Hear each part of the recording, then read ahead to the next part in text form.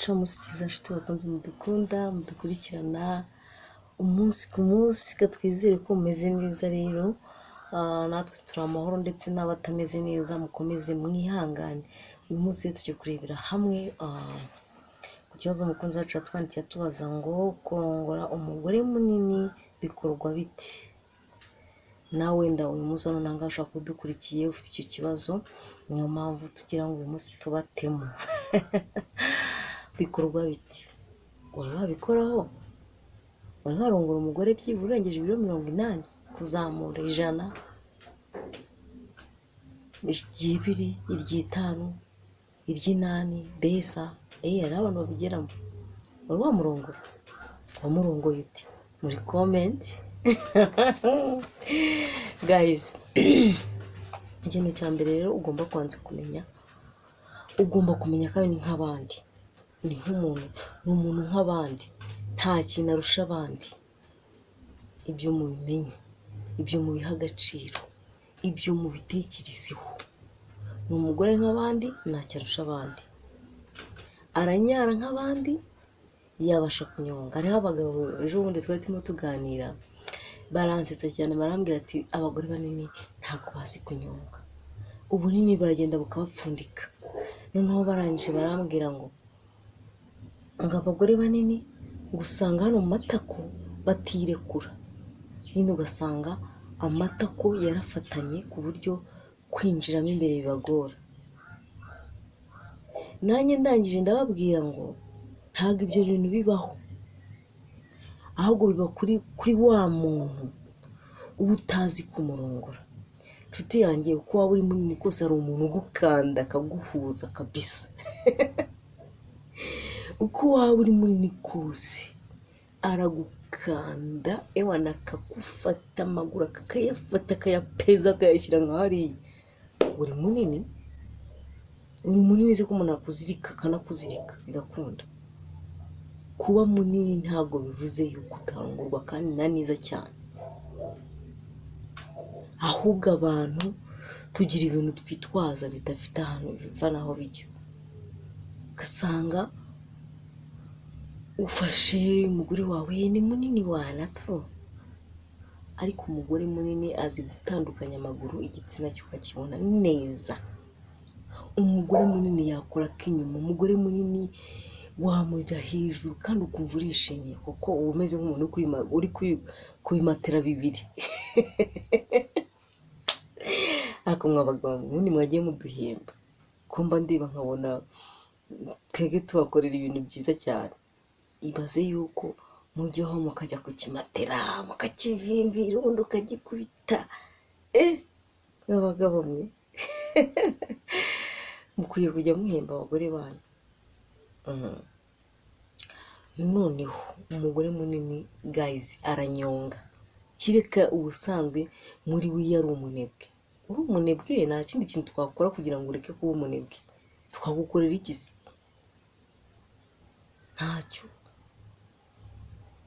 Ariko hari igihe usanga umuntu aba atari umunebwe kandi ari munini, akora siporo. Niyo mpamvu nkunda kubashishikariza gukora siporo. Iyo ukora siporo umubiri wawe uri fit, urirekura, warangiza ukanyonga, ukamanuka 888 ukayandika. Wamara kuyandika ugakora ibikorwa byawe. Abagore banini baranyara by the way. Mbabwire ngo iki? Hariho umuntu wambwiye ejo, twari kuganira n'umuntu, arambwira ngo hari umugore ujya unyura ahantu, nyine urabizi abantu iyo benda, niba ari chantier, niba ari ahantu runaka abantu benshi b'abagabo bakorera, hari ubwo umugore aba ahaturiye, hari ubwo bose baba baramuzengurutse bamurongora. Guys, noneho ngo iyo anyuzeho uwamurongo ahita avuga ati ubona uko kibona kimeze kuriya, kiba ngo gitetema, ibibuno kiba bigenda bimeze gutya, ngo ariko nta kintu yibitseho. Ndakumenyesha ko abagore bose banini atari ko bameze, kimwe yuko ubura n'abatoya nabo harimo abanyara n'abatanyara. Ariko noneho kubona umugore mutoya wumye, mama we. Noneho rero impamvu uwo mugore aba atetema, impamvu uwo mugore aba ameze gutyo yoroshye ariko akaba atanyara, iyo mpamvu tuzayigarukaho. Uyu munsi ntabwo ariyo ngiye kwigisha, gusa nyine nakaba kanyuzemo kugira ngo muzanyibutse, guys muzanyibutse. Ni ukuri ngewe nkunda kubasaba kunyibutsa, kuko amasomo yanjye ndayategura ubuhanga kugira ngo buri muntu wese naza kuryumva bize kugira ahantu rimuvana naho rimugeza. Abagore banini rero baranyara, abagore ni banini barataka, abagore banini baranyonga, abagore banini nta tandukaniro bagira kubarongora n'abandi baringaniye, ahubwo bigira itandukaniro iyo utazi kubarongora. Ko hari abatipe baba biyaminiye, agufata amaguru akarebesha mu birere kandi uri munini, akagusunika akagufata kabisa, akaguhereza hamwe uzajya ujye wicara ukumva urikanze, ukumva ikintu cy'igishikashika kikurusha, ukavuga ati wanatekereza no kurongora, ukumva nta wundi muntu wakujya mu maguru. Araguha kabisa, aguha ibyawe, ntabwo abiguha agunenwa hasigaye kamwe hasigaye akandi, oya arabiguha, akabiguhara neza cyane. Rero abantu mudukurikira, abantu mudukunda, abantu guys, reka mbabwire ikintu nababwira ni kimwe, ni uko byagenda kose iyo witaye kuri aya masomo yacu hari ikintu agufasha. Abagore banini rero nimujya kubakorera iyo gahunda, niba akunda kugarama ujye ugerageza mugire ibintu mushyira munsi kugira ngo ateruke ajye hejuru. Ujye ugerageza kandi nawe umugore munini we ukoresha ubwo bunini bwawe, wituma abantu bagusuzugura, wituma abantu bagufata ukundi kuntu ngo ni ukuri munini. Kuba munini ntabwo bisobanuye ko utakora ibintu neza kandi bikagenda neza.